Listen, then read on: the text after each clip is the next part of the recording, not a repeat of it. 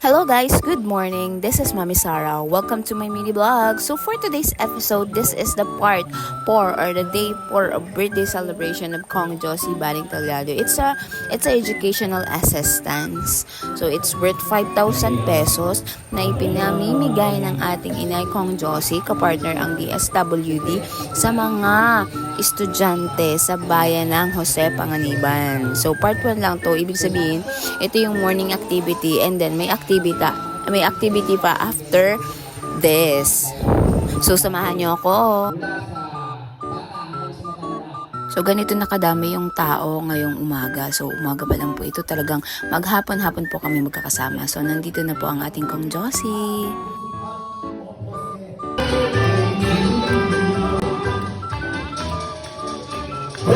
Ladies and gentlemen, mas gawin palakpakan sa ating Congresswoman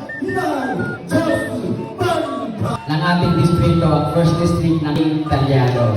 Para sa inyong lahat po. So, muli, maraming salamat Congresswoman sa inyong mga binababang na programa, hindi lamang sa mga estudyante.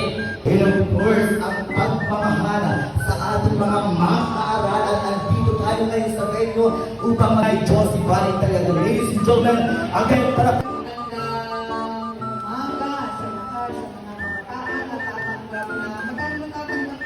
5,000. So, sigurado naman ako sa dami ng binlow na cake ng ating Kong, ng ating inay, talagang matutupad at mangyayari ang kanyang mga kahilingan. Sigurado ako isa sa mga hiling niya ay ang kasiguraduhan at marami pang proyekto na maibibigay niya sa mga taga First District.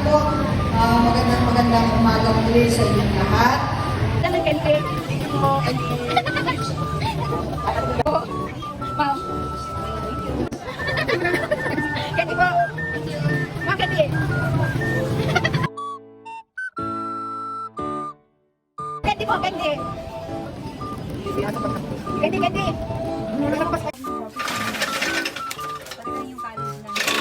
Hi tita, welcome sa vlog ko.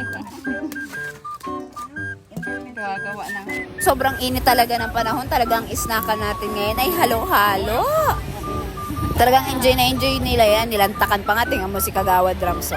Zoom in, zoom in. Ang ending, galit siya sa akin. And then ganun din si Kagawad RB, oh. Zoom in, zoom in. O, diba? Pati si PJ, enjoy na enjoy niya yung halo-halo na yan. Kasi nga, ang sarap tsaka ang init ng panahon. So, tingnan niyo naman kung paano kiligin si Kagawad Camille kay PJ.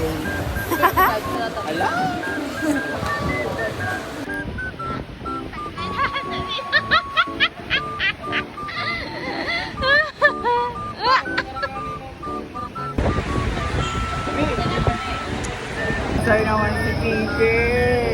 PJ, mama na! Ay, it's Mami Sarah. Nandito na lang. See you on my next video. Paalam!